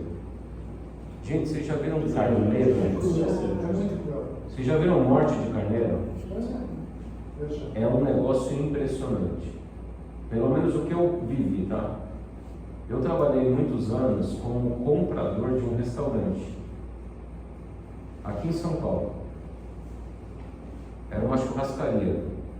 E a carne, quanto mais fresca, mais gostosa ela é. E o restaurante fazia um negócio que na época a gente nem sabia, mas hoje eu entendo que é ilegal, é proibido fazer isso aí, por questões sanitárias e tal. Mas a gente ia lá no Brasil, a gente ia ali no Parque Novo Mundo e tinha um local lá que tinha carneiros que os produtores traziam e a gente comprava 2 vezes por semana o carneiro morto na hora para servir no restaurante, que era a carne fresca mais saborosa. Eu passei por essa experiência meses, então não foi assim, foi coincidência, foi uma vez só, não, meses. Era um negócio muito maluco. Eu entrava no local, numa sala igual o tamanho dessa aqui, e as ovelhas começavam a correr, agitadas. E era um negócio impressionante. Quando ele falava assim, pode escolher, aí eu ficava olhando assim, aí eu vi um mais gordo ali e tal, maior, né? Falava assim, aquele. Era um negócio impressionante. Quando eu apontava, ele parava. Isso eu arrepio porque eu lembro da cena. E eu era ateu na época quando eu fazia isso aí, viu? Depois eu virei crente e fui entender, lembrei disso aí. Pelo menos comigo, todas as vezes que eu apontei e falava aquele, ele parava. Era um negócio louco, parecia que ele me ouvia. Ele parava. Enquanto os outros corriam, ele ficava parado. O cara ia andando e pegava ele com a corda assim, levava. Meu negócio impressionante isso. Eu não sei se é com todos os carneiros, mas eu passei por essa experiência tipo 6 meses, 7 meses fazendo isso, e todas as vezes acontecia isso. Por isso, eu ouvi, pastor, uma colocação que a ovelha, ele era o símbolo De Cristo. de Cristo, justamente porque o animal que se dobra, se ajoelha no meio do céu Perante os seus tosqueadores. Ele fica mudo, literalmente. Aí tem o texto bíblico, né? Foi levado como ovelha muda ao matador. Exato. Isso, eu vi meu avô matando porco. Você já viu morte de porco? O porco dá um escândalo, tal, não sei o quê. Se você não matar direto no coração, a carne fica com odor de urina, porque mistura. Meu avô tinha habilidade lá, né, de pegar a peixeira lá e enfiar direto no coração, para a morte ter que ser imediata, para não ter esse odor de urina na carne. Novilho, boi, vaca, tudo faz um escândalo. O cordeiro é um negócio sobrenatural. É sobrenatural. Então, por que o cordeiro? Você vê que é impressionante esses detalhes aí. E Deus manda matar o cordeiro, sabe? Então, o pecador ia, o sangue era pego então pelo sacerdote, aquilo que eu já expliquei. Se era um que conhecia a lei, que fazia parte da circuncisão, se era povo de Deus, aí então o sangue era levado lá para a cortina. E depois da cortina, o resto do sangue era derramado na base do altar, onde era queimado como holocausto o cordeiro. Tá? Se era uma pessoa que não tinha conhecimento da lei, mas aceitava a aliança, a gente subentende até que era a pessoa que nem passava por circuncisão, mas ele cria em Deus, ele queria adorar o Deus dos judeus, que era o Deus dele. Aí então era jogado sangue só na base do altar ali. Tá? O sacerdote, então, ele se banhava em uma bacia. Então tinha um altar de holocausto no pátio externo e a pia com água, onde ele se batizava. Tá? Onde se batizava não, onde ele se limpava, que depois vinha a ser o batismo e tal, né? Entrava então nesse primeiro compartimento, que era o lugar santo, do pátio para o lugar santo, onde tinha à direita a mesa com os pães, à esquerda o candelabro, a menorá, diante, bem perto do Santíssimo, o altar de incenso. E lá, atrás da cortina, a Arca dos 10 Mandamentos, e aonde Deus se manifestava, que era visível só a luz lá, a Shekinah, é chamado Shekinah, a presença de Deus. Então esse era o pátio externo, lugar santo e santíssimo. Vai se dividir pecado, justiça e juízo. Então, porque o Espírito traz noção do pecado, da justiça e do juízo. Aonde que acontece o juízo? No trono de Deus, onde tem os 10 mandamentos. Né? A justiça, o que é justiça? Andar no caminho de retidão. Né? O pão, a luz, o incenso, essa é a justiça estabelecida. E o sacrifício lá atrás, né? Aí a gente entra no dia da expiação, que a gente vai ler ele todo, porque aí vem uma pergunta que eu acho que vocês vão até fazer, porque todo mundo faz, né? Lá fora, porque os adventistas colocam Satanás para fazer expiação por nós, que é o bode Azazel, né? Oi? Essa é a acusação que o pessoal fala. Os adventistas colocam Satanás para fazer expiação junto com Cristo. Pastor, antes disso, quando fala será purificado, tipo, esse purificado significa Nizdak, né? Nizdak. Entrará em juízo, vindicado. Então, poderia falar que será justificado? Ou será...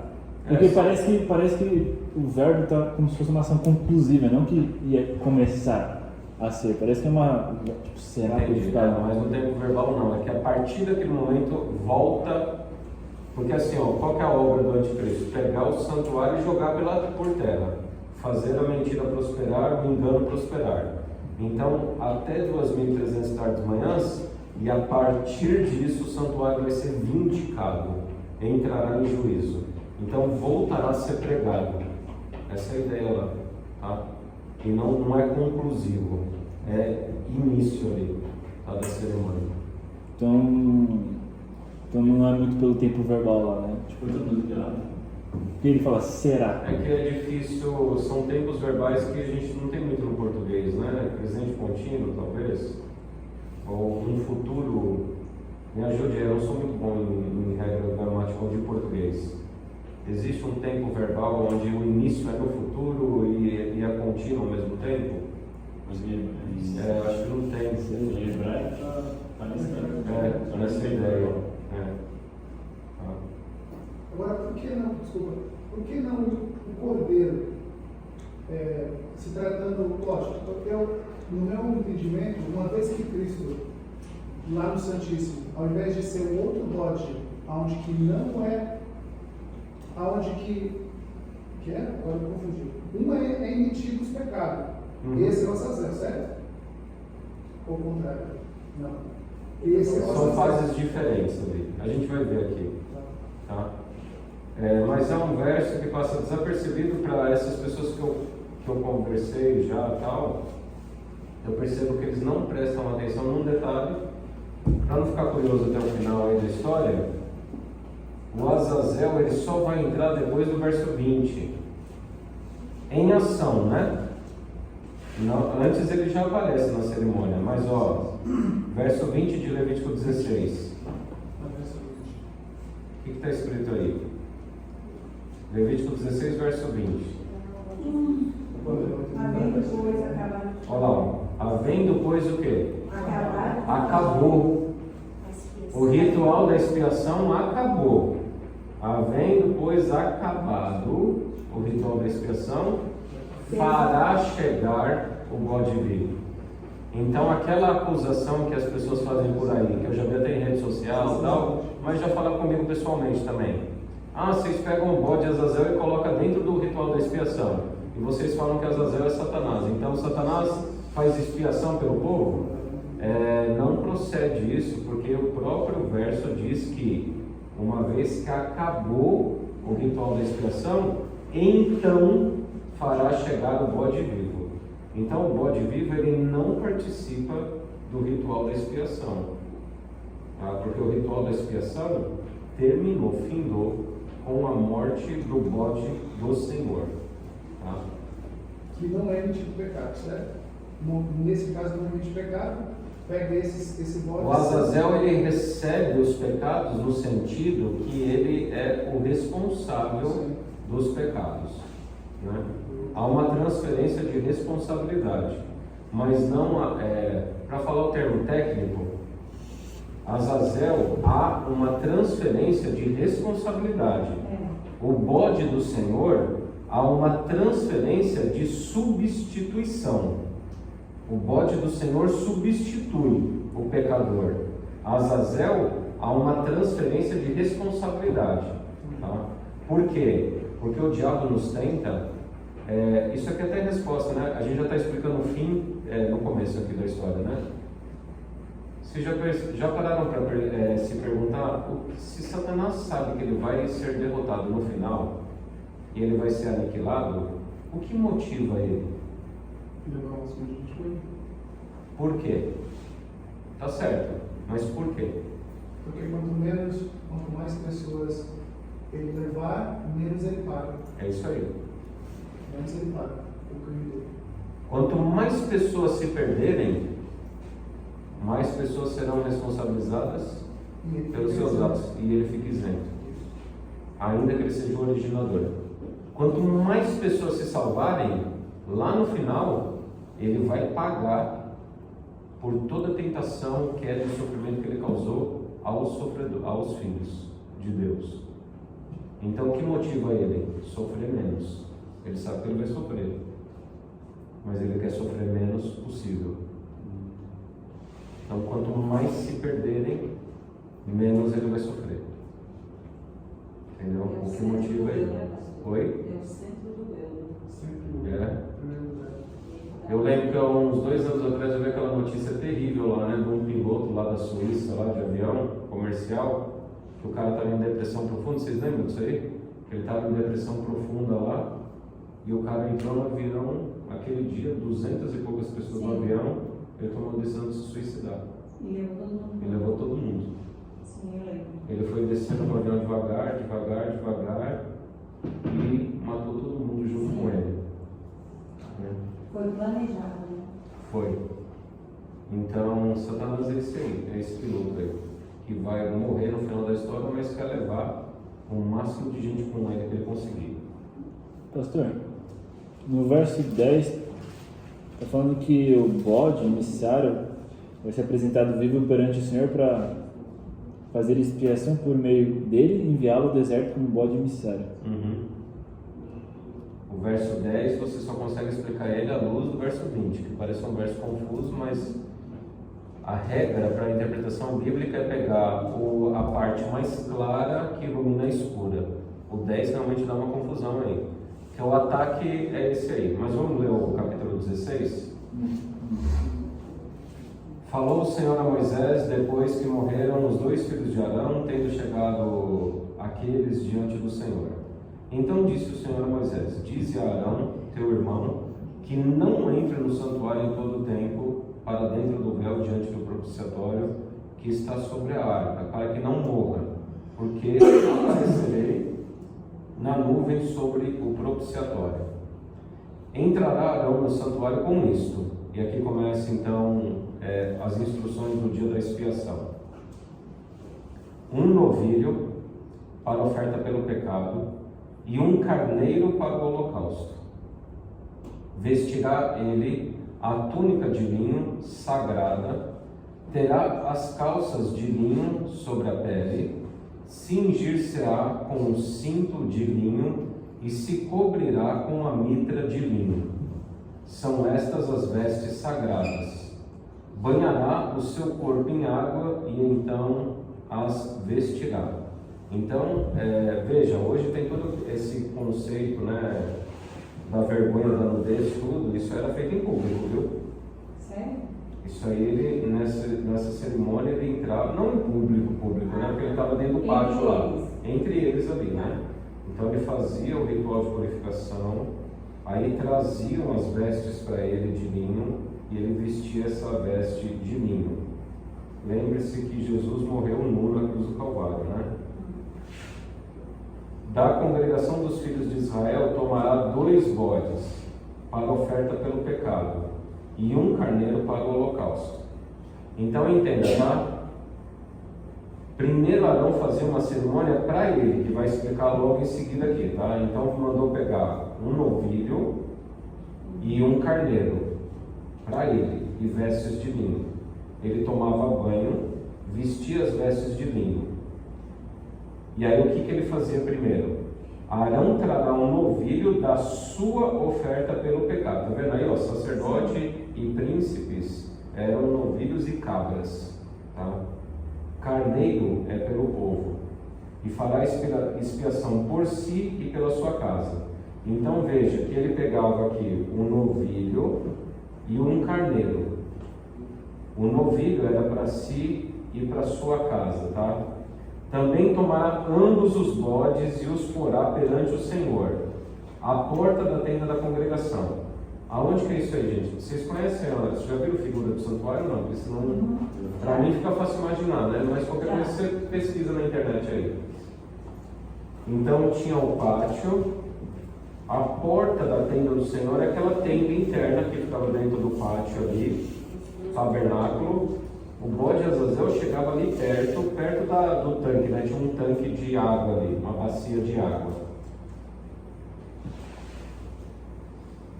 A porta da tenda da congregação, verso 8. Lançará sortes sobre os 2 bodes, uma para o Senhor e outra para o bode emissário. Algumas versões dizem Azazel. Gente, por que Azazel significa Satanás? O bode emissário é Satanás e o outro é o bode do Senhor. Porque a própria cultura judaica ensina isso. Não adianta você querer romper com isso. Qualquer comentário judaico que você pegar até hoje vai falar que o bode Azazel é Satanás. Existe até um palavrão, viu? Você quer ofender um judeu hoje, vira um judeu e fala assim, ó, vá para Azazel. Você vai ver o que eu vou falar com você. Então é como a gente fala, vá para o inferno. A gente não fala no português, vai para o inferno. Você falar para o judeu vá para Azazel. Azazel, a própria palavra significa um ser sem caráter, um ser mau caráter. Não tem como ser figura de Cristo aqui. Isso é uma aberração que os evangélicos fazem hoje. Eles desprezam a cultura judaica, pegam a cultura evangélica e dão uma interpretação nova para a Bíblia, tá? Desprezando a história judaica. E isso aqui, eles mesmos falam que é do tempo dos judeus, né? Devia usar a cultura judaica para interpretar. Chama de demônio do deserto, não é o Azazel? O Azazel, a palavra literalmente significa um ser sem caráter, tá? Um mau caráter. É isso que significa a palavra Azazel, que está no hebraico, mudaram para, pode ser bode emissário também. Arão fará chegar o bode sobre o qual cair a sorte para o Senhor, e o oferecerá por oferta pelo pecado. Mas o bode sobre o que cair a sorte para bode emissário será apresentado vivo perante o Senhor, para fazer expiação por meio dele e enviá-lo ao deserto como bode emissário. Arão fará chegar o novilho da sua oferta pelo pecado e fará expiação por si e pela sua casa. Imolará o novilho da sua oferta pelo pecado. Tomará também de sobre o altar o incensário cheio de brasas de fogo diante do Senhor e 2 punhados de incenso aromático bem moído e o trará para dentro do véu. Por que ele está trazendo esse incenso, gente? Incenso é fumaça. Por que ele está trazendo esse incenso? Porque ele vai adentrar lá no interior do Santíssimo. Ele vai ver a arca, mas ele não vai ver assim livre. Ele vai esfumaçar o ambiente para diminuir a visão, que mesmo abrindo a terceira cortina, ele vai ver a arca, porque ele vai levar o sangue lá dentro, mas a visão tem que estar velada. Isso é demonstração do quê? Isso é para imprimir na cabeça dele a verdade que Deus é santo, extremamente santo. Tá? E todo aquele que me contemplar morre. Moisés pediu para ver, né, a glória do Senhor. Ele falou: vou passar de costa para você, e você vai ver toda a minha misericórdia. Pastor, esse sacerdote que entra lá com sangue, e ele, se não se confessar por ele tudo, ele é exterminado, é isso? Por isso que ele primeiro faz o quê? Primeiro ele mata o novilho. O ritual é para ele. Primeiro é para ele. Ele tem que matar o novilho em substituição aos seus próprios pecados, tal, ali, e sacrifício do pecado, tá? Para depois ir lá com o sangue do bode. Porá o incenso sobre o fogo perante o Senhor, para que a nuvem do incenso cubra o propiciatório que está sobre o tabernáculo, para que não morra. Já expliquei no verso 13, tá? Mas da santidade. Tomará do sangue do novilho e com o dedo aspergirá sobre a frente do propiciatório, e diante do propiciatório aspergirá 7 vezes do sangue com o dedo. Depois imolará o bode da oferta pelo pecado, que será para o povo, e trará o seu sangue para dentro do véu, e fará com o seu sangue como fez com o sangue do novilho, aspergi-lo-á no propiciatório e também diante dele. Assim fará expiação pelo santuário por causa das impurezas dos filhos de Israel, das suas transgressões e de todos os seus pecados. Da mesma sorte fará pela tenda da congregação, que está com eles no meio das suas impurezas. Nenhum homem estará na tenda da congregação quando ele entrar para fazer propriação, para fazer propiciação no santuário, até que ele saia depois de feita expiação por si mesmo, pela sua casa e por toda a congregação de Israel. Então sairá ao altar lá fora, que está perante o Senhor, e fará expiação por ele. Tomará do sangue do novilho e do sangue do bode, e o porá sobre os chifres do altar ao redor. Do sangue aspergirá com o dedo 7 vezes sobre o altar, e o purificará, e o santificará das impurezas dos filhos de Israel. Aí vem o verso 20 que eu expliquei, né? Havendo, pois, acabado de fazer expiação pelo santuário, pela tenda da congregação, pelo altar, então fará chegar o bode vivo. Arão porá ambas as mãos sobre a cabeça do bode vivo, e sobre ele confessará todas as iniquidades dos filhos de Israel, todas as suas transgressões, todos os seus pecados, e os porá sobre a cabeça do bode e enviá-lo-á ao deserto, pela mão de um homem à disposição para isso. Assim, aquele bode levará sobre si todas as iniquidades deles para a terra solitária, e o homem soltará o bode no deserto. Depois, Arão virá à tenda da congregação e despirá as vestes de linho que havia usado quando entrara no santuário, e ali as deixará. Banhará o seu corpo em água no lugar santo e porá suas vestes. Então sairá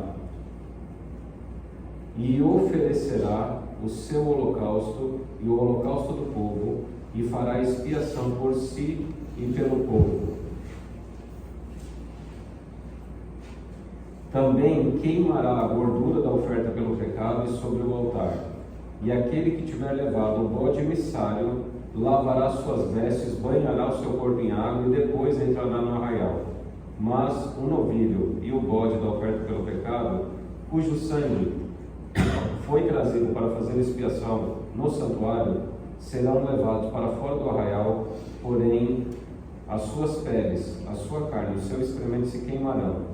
Aquele que o queimar lavará as suas vestes, banhará o seu corpo em água e depois entrará no arraial. Verso 29 eu quero ler porque tem a ver conosco, tá? Isso vos será por estatuto perpétuo: no 7º mês, aos 10 dias do mês, afligireis a vossa alma e nenhuma obra fareis. Presta bem atenção nisso aí, porque eu vou usar depois aí para explicar outras coisas atualmente, tá? Afligireis a vossa alma e nenhuma obra fareis, nem no natural, nem no estrangeiro que peregrina entre vocês. Então, a lei de Deus não é só para judeu. Aqui está falando nem no natural, nem quem? Estrangeiro. O sacrifício é universal. O perdão é para todos os povos. Afligireis a vossa alma e nenhuma obra fareis. Então vamos lá. Eu já vou começar a explicar isso para já fazer a aplicação para os nossos dias. Primeira coisa que você nunca deve ensinar ninguém aí quando você dá estudo bíblico, conversa com as pessoas. Já ouviu aquela frase lá que o pessoal usa muito? Eu sei que é de maneira didática, tá? A lei cerimonial foi a lei que Cristo aboliu, mas a lei moral ela é válida até hoje. Essa frase está errada. A gente usa por questão quando você está dando estudo bíblico no começo para a pessoa e tal, mas a lei nada da lei foi abolida. A lei ela foi cumprida. Com a morte de Cristo na cruz do Calvário, ele traz a significação máxima da lei. Porque dia da expiação, gente, ainda não terminou. Dia da expiação ainda não terminou. Essa cerimônia ainda está acontecendo. Só cessou o sacrifício de sangue, né? O sacrifício de sangue cessa por quê? Porque o sacrifício de Cristo é o que todos os sacrifícios de sangue apontavam para ele. Sim. Foi certo? Cessou, não terminou, não foi abolido, né? Exatamente. Cessou, agora, o o que as pessoas não entendem? As pessoas falam, eu sou consciente do que as pessoas acusam a nossa teologia. Ponto 1, já expliquei, tá? Acusam que a gente fala que bode Azazel participa da expiação. Aqui não participa, porque a expiação, ela termina. Eu sei que o verso 10 gera um conflito, um choque, mas o verso 20 lança a luz sobre o 10, tá? O verso 20, ele lança a luz sobre aquilo que fica meio estranho, obscurecido. E a regra é, o verso mais fácil de entender lança a luz sobre o complicado. Pode falar. Que aqui é bastante estranho, porque aquele bode levará sobre si todas as iniquidades deles. E isso aí me parece muito Isaías 53, tipo a missão de Jesus. O bode vivo levará sobre si as transgressões e as iniquidades do povo. Eu falei, putz, mano, é complicado, velho. Mas o que acontece? Não adianta levar se não morre. Não adianta você levar se você não morre. Então, Azazel, ele não morre. E outra coisa, qual é o contexto? Veja, eu até grifei na minha aqui, ó, para ficar mais fácil. A palavra expiação e sangue aparece 1, 2, 3, 4, 5, 6, 7, 8, 9, 10, 11, 12. Eu estou falando num capítulo só. 12, 13, 14, 15, 16, 17. Aparece 17 vezes no capítulo a palavra expiação e sangue. Expiação tem a ver com sangue. No capítulo contexto, porque teologia bíblica você faz dessa maneira. Contexto imediato, eu estou estudando. No contexto imediato, a ênfase da expiação está ligado totalmente ao sangue. O bode Azazel, ele não derrama sangue. O bode Azazel, ele recebe a iniquidade de todos. Ele é responsabilizado. Entendeu aí a questão? E o que Jesus faz na cruz, então? Tipo, ele não recebe a iniquidade e a transgressão do povo também? Sim. Então, mas aí o que acontece com o bode do Senhor, né? Oi? O bode do Senhor. O bode do Senhor recebe também. Ele recebe toda a iniquidade. E morre. Então ele pode. Só que a ideia é o seguinte: o bode do Senhor recebe para fins de expiação, substituição. O bode Azazel ele recebe para fim de responsabilização. E ele é enviado para o deserto. Ele não fica no meio de Israel, ele não participa da expiação, ele é enviado para o deserto e lá ele morre no deserto, longe de Israel. Entendeu? Exatamente, recebe. Aí vem o quê? Qual que é a ideia? Quando tem um milênio, Apocalipse capítulo 20, o que mostra lá? Que Jesus Cristo hoje, ele está no santuário celestial, tá?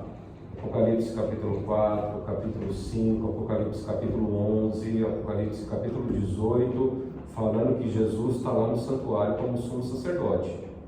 Ele vai trocar as vestes dele como sumo sacerdote troca. Ele depõe as vestes dele, coloca outras vestes, monta no cavalo branco e vem para esmagar as uvas. O cavalo fica manchado de sangue e ele fica manchado de sangue. Apocalipse ali, final do 14 ali. Início do 15. Oi? Tudo figurativo? É figurativo, porque ele vai fazer o quê? Matar. Vai matar todo mundo, tá? Com a volta dele. Que Isaías chama de a obra estranha do Senhor. Ele não tem prazer na morte do ímpio, mas ele voltará e fala que o sangue vai subir até o peitoral do cavalo, né? Mostrando a quantidade de gente morta, tá? Aí vai lá para Apocalipse 20, que vem um anjo, Deus manda um anjo, que é esse homem aí, que vai pegar e prender Satanás no abussos, no abismo, durante 1000 anos. A palavra abismo, no hebraico, abussos no grego, no hebraico é tohu vabohu. Jeremias capítulo 4, depois você tem que ler lá, Jeremias capítulo 4, versos 23 a 25. Paralelo com o Apocalipse, capítulo 20, versos 1, 2 e 3 ali. Tá? Então, tohu vabohu, olhei para a terra e eis sem forma e vazia. O tohu vabohu do hebraico, os judeus traduziram por abussos, que aí vem no português abismo. Satanás vai ser levado a uma condição onde a terra vai ser o quê? Toda destruída na volta de Jesus. A ideia é o seguinte: lembre-se que expiação é nova criação. Por que Daniel usa até 2.300 tardes e manhãs e o santuário será por tardes e manhãs? Está ligado ao quê? Criação. Por que ele não usou a palavra 2.300 dias? Ou 2.300 anos? 2.300 tardes e manhãs porque está ligado à criação. Expiação está ligado à nova criação. E as palavras que é utilizado lá em Apocalipse 20 está ligado à nova criação, assim também Jeremias capítulo 4, nova criação. Gente, tudo isso que eu estou falando não é ideia da minha cabeça, tá? Tudo isso aí é teologia judaica cristã. É escola de milênios, não é invenção. Os adventistas pegaram e inventaram todas essas coisas a partir do século XIX. E a gente só resgatou o que as pessoas haviam esquecido. Pode falar, amigo. Pastor, aqui no grande conflito, capítulo do santuário, está falando que não tem mais. O bode emissário era enviado para uma terra não habitada, para nunca mais voltar à congregação de Israel. Assim será Satanás para sempre banido da presença de Deus, de seu povo, e aniquilado na destruição final do pecado e dos pecadores. É isso aí, Apocalipse 20, no comentário lá de milênio. Jesus volta, Satanás vai ficar aqui nessa terra preso por 1000 anos, a terra sem forma e vazia. Ele não vai poder seduzir nem tentar ninguém porque está todo mundo morto. Jeremias capítulo 4, versos 23 a 27. Jeremias capítulo 25, verso 33. que é um dos versos mais duros, né? Que fala assim: os que forem mortos naquele dia, diz o Senhor, serão esparramados como esterco sobre a face da terra. Não serão pranteados, nem sepultados e nem recolhidos. Eu inverti aí, tá? Essa última parte vem primeiro, depois fala, serão como esterco sobre a face da terra. Satanás então vai ficar durante 1000 anos preso aqui.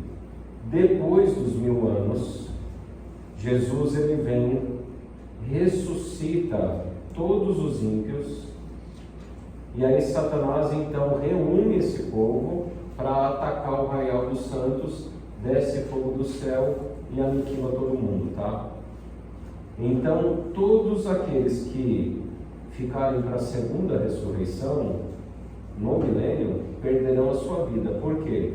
Porque estão fora do arraial, assim como Azazel está fora do arraial, tá? Tem uma coisa que você precisa entender da nossa teologia que difere distintivamente das demais. Os evangélicos, eles pregam que a cruz de Cristo foi suficiente para o grande conflito. A cruz basta. Eles nos acusam falando que nós falamos que a cruz, e somente a cruz, não basta. Sim e não, porque a cruz é o ponto alto.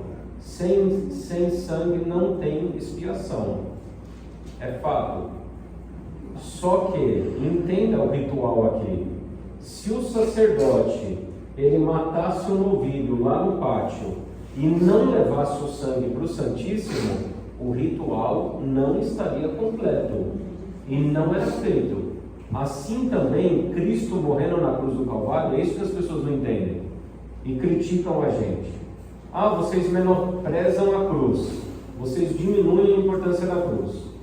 Entenda uma coisa, quando você ouvir essa acusação de alguém, porque eu já ouvi, pergunta para ele assim, ó, do que vale a cruz se Jesus não ressuscitar? Aí ele já trava. O que vale a cruz e a ressurreição se ele não subiu? O que vale a cruz, a ressurreição e a subida se ele não descer? O que vale a cruz se ele não ressuscitou, não subiu, não desceu e não vai fazer um novo céu e uma nova terra, aniquilando todo o mal? Não é que a gente menospreza a cruz. Só o ponto de partida, né? É o ponto de partida principal. O principal é a cruz. Mas se ele não entra no santuário, se ele não apresenta-se ao Pai e fala, Pai, me sacrifiquei por eles, se ele não intercede, não volta e aniquila todo o mal, a cruz não tem significado nenhum. E o mal continua existindo. Entendeu? A cruz é importante? Total. Mas não é só a cruz. E esse é o ponto. Sacrifício, mediação e juízo. Se não tiver os três, o sacrifício não adianta nada. Não terminou. Sacrifício, mediação e juízo. Essa é a obra completa. Porque ele trará a noção do pecado, da justiça e do juízo.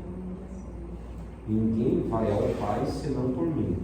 Gente, esse negócio é tão complexo, é tão sério, vocês não fazem ideia. O judaísmo está lá fora da cortina, nem aceitou o Messias ainda, nem aceita Jesus, nem o Cordeiro. Eles estão lá fora do pátio. Eles que ensinaram sobre o sacrifício, eles que Deus revelou para eles todo esse sistema, e hoje eles estão lá do lado de fora. O católico, a teologia católica, aceita o sacrifício do Messias, só que para lá no altar de holocausto. Parou lá. O que a missa é? A missa é um ritual de repetição do sacrifício todos os domingos. Eu paro lá. Eu não trago o sangue do Cordeiro para dentro do Santíssimo. Eu paro lá. Como Jesus na cruz, né? Aí veio a reforma protestante e fala assim, não, é pela graça, mediante a fé, não vem de vós, é dom de Deus, batismo do Espírito Santo, tal, Pentecostes, não sei o que, vai falar ali do que? Do santo. Mas eles viram e falaram assim, ó, não precisa guardar os 10 mandamentos. Eu acredito que todo esse malabarismo que tem fora de teologia diferente daqui é exatamente para não esmiuçar o Santíssimo. Porque se mexer com o Santíssimo, vai falar dos 10 a expiação mandamentos. é isso. É. Satanás, E é a vida. entenda a obra do anticristo. A obra do anticristo é imitar o santuário, mas fazer com que as pessoas não cheguem ao Santíssimo. Porque é no Santíssimo que tem a expiação, a vida. Então Satanás vai deixar você ler Bíblia, Satanás vai deixar você ter experiência sobrenatural, Satanás vai fazer você acreditar no sacrifício da cruz, mas ele não quer que você chegue lá. Pastor, eu tenho uma Entendeu? amiga, eu tenho um casal, né? Amigos, eles são testemunhos de Jeová, e ela falou assim, Paulinha, vocês, o entendimento de vocês são bem parecidos com, ela fala o nosso, ela não fala da igreja, ela fala dela do esposo, mas só difere, ela fala no Jesus, ela falou, não me fala de Jesus na cruz porque eu não aceito. Ela não aceita que o Jesus da cruz parece um judeu, sabe? Não me fala que aquele Jesus que vocês acreditam que morreu na cruz é o Jesus Filho de Deus. Porque ela falou, não entra na minha cabeça isso. Os testemunhos de Jeová não aceitam Jesus como o Filho de Deus, né? Também, pode perguntar. Sempre impedindo, né? Nunca o processo completo. Sim. Se você pensa assim, ó, eu tenho, vou fazer uma ilustração aqui meio drástica, né? Uma ilustração só. Nós temos um câncer chamado pecado. Foi diagnosticado cedo. Tem chance de cura. Aí o médico vira e fala assim, ó, você precisa passar por 5 sessões de quimioterapia. Passando pela, melhor dizendo, vai para fazer a ilustração mais próxima. Você tem que passar por 3 sessões de quimioterapia. Pátio, Santo e Santíssimo. Para concluir o tratamento. Se você não passar pelas 3, você vai morrer de câncer. O que Satanás faz? Para uns ele só dá uma dose, para outros dá 2 doses, mas as 3 juntas nunca. E aí a pessoa acha que ela está sendo curada. Sim. E não está. Pastor, as igrejas evangélicas, você acha que você falou que não chega no Santíssimo? Não. Por quê? Eles acreditam na expiação, né? Jesus voltar e acabar com o pecado. Né? Mas o que tem lá dentro do Santíssimo? A aliança, é novidade da aliança. Os 10 mandamentos. E a Igreja Católica não acredita na expiação? Acredita? A Igreja Católica ela é a obra-prima de Satanás. É melhor que os evangélicos, viu? O evangélico é meio relaxado. Agora, a teologia católica, ela é toda coisa, faz sentido, dentro da realidade deles. Só que para isso, o que Satanás fez? Ele ensinou toda a verdade ali, até a expiação, tem Santíssimo lá, tem tudo. Tem as festas. Só que ele mudou a lei. Entendi. Então não chega ao Santíssimo por causa dos 10 mandamentos. Não, ele até leva. A Igreja Católica é a obra-prima dele, porque até leva para o Santíssimo. Eles acreditam em intercessão, volta, juízo, acreditam em tudo. Só que ele pega e fala assim, não, guardai domingos e festas. Ele quebra a lei, né? Ele quebra a lei. E o primeiro e o segundo ele fala que é amar Deus sobre todas as coisas, que é o resumo dos 4. Sim. Porque é o resumo dos 4, ele tira o primeiro e o segundo e fala que é um só. Agora, o evangélico, o que pega o meio evangélico hoje? O falso Espírito Santo. O evangélico, ele é enganado nas questões sobrenaturais, sinais e prodígios. Foi o aviso que Jesus deu justamente no tempo do fim. No tempo do fim, haverá tais sinais e tais prodígios que, se possível fosse, enganaria até os próprios eleitos. Então, no tempo do fim, o movimento cristão, no tempo do fim, Apocalipse capítulo 13. Não vamos chegar lá ainda. Não dá tempo de a gente ir hoje, mas dou uma pincelada, né? Apocalipse capítulo 13, ele fala o quê? que a besta que emerge da terra, que é um movimento evangélico protestante, apostatado, verso 13, também opera grandes sinais, de maneira que até fogo do céu faz descer a terra diante dos homens. O fogo do céu diante dos homens é uma contrafação do Espírito Santo que desceu em forma de fogo no Pentecostes. Então o evangélico, ele é enganado por um falso sobrenatural, um falso espírito. Tá? Ou a besta que emerge do mar, ela é uma mistura, onde ela tem poder por 1260 anos, e o objetivo dela é atacar o santuário, a verdade, deitar por terra, mudando o tempo e a lei. Então ela faz uma imitação do santuário, mas ela destrói justamente os mandamentos para o lugar santíssimo. Então a Igreja Católica Apostólica Romana, se você comparar o ritual judaico com o ritual católico, é muito próximo. Mudou as festas, mas tem festas. Mudou a lei, mas tem lei. Tem sacerdote, tem incenso, tem o banho com água, tem tudo, todos os ritos, mas joga por terra. O evangélico, o engano foi através do sobrenatural. Por quê? Porque a Bíblia, ela foi traduzida. Como é que Satanás vai fazer agora? A verdade está aí, traduzida e disponível para todas as pessoas. Então ele foi para o lado do quê? Dos sentidos, do emocional. Através do emocional, eu vou cegá-los. Entendeu? Então vai sobrenatural, possessões, libertação, curas, dom de línguas, tal. Eu afasto eles da Bíblia. Esse negócio tem unção lá na música, unção lá. Pastor, você está falando, o santuário ele é a exata cópia que tem no céu, o santuário celestial. Então os 10 mandamentos existiam no céu desde sempre. Sempre. Todos os 10. Porque é a transcrição do caráter de Deus. Agora, para a gente terminar aqui, que a gente já se alongou bastante hoje, né? Mas é porque era para acabar o assunto mesmo, já estava 2 semanas aqui. Hebreus capítulo 8. Porque a gente falou do santuário terrestre, né? Ora, o essencial das coisas que temos dito é que possuímos tal sumo sacerdote, que se assentou à destra do trono da majestade nos céus, como ministro do santuário e do verdadeiro tabernáculo que o Senhor erigiu, não o homem. Então, como ministro do santuário do verdadeiro tabernáculo que o Senhor erigiu e não o homem. Esse é o santuário celestial. Aqui já está falando, parece que Jesus já seria sumo sacerdote, mas ele não se torna em 1844?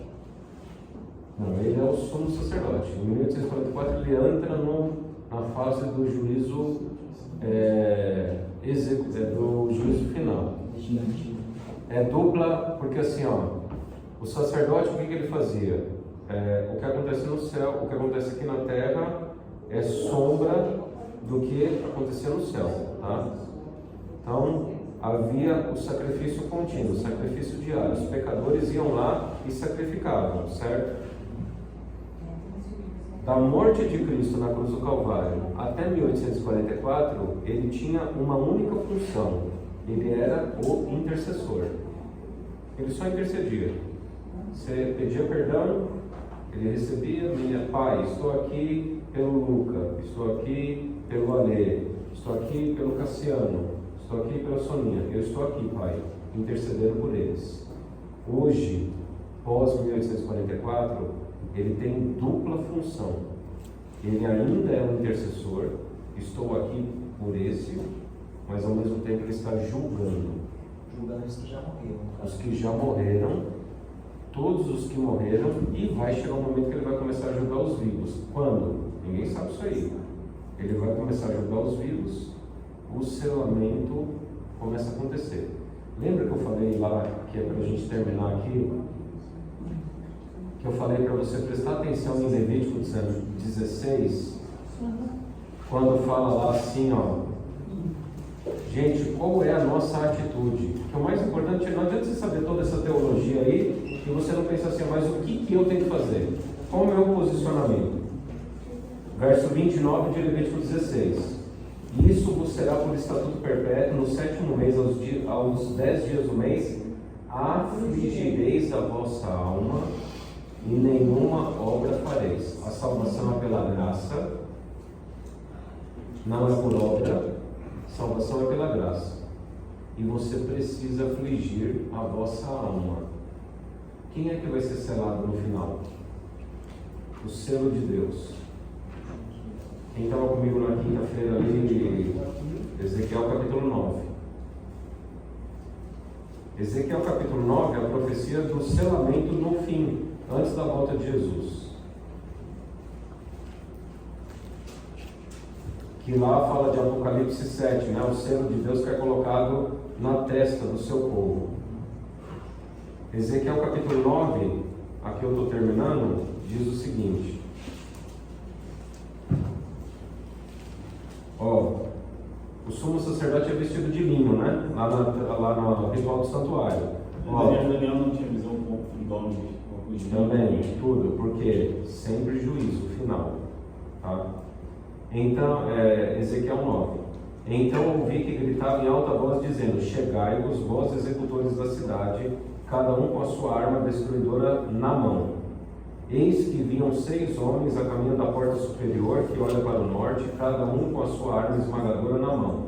E entre eles, certo homem vestido de linho, com um estojo de escrevedor à cintura. Entraram e se puseram junto ao altar de bronze. A glória do Deus de Israel se levantou do querubim sobre o qual estava, indo até a entrada da casa.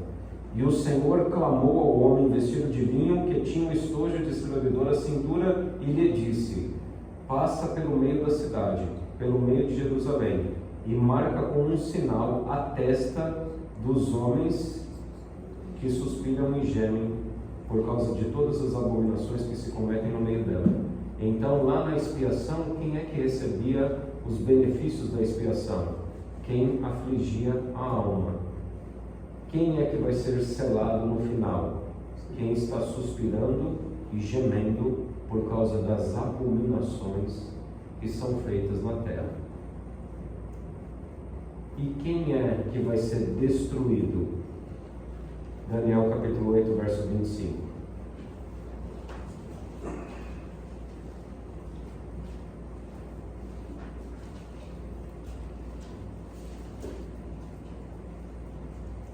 Por sua astúcia nos seus empreendimentos fará prosperar o engano, no seu coração se engrandecerá e destruirá a muitos que vivem despreocupadamente. Se você não está afligindo a tua alma, se você não está angustiado, se para você está tudo certo essa vida aqui, se ela está legal, você vai se perder. Porque aqueles que suspiram e gemem, aqueles que afligem a alma, é que vão ser selados na testa. Pastor, posso ler um rodapé aqui, dessa parte que fala afligireis a vossa alma? Fala assim, mano. Ou seja, afligirei a vossa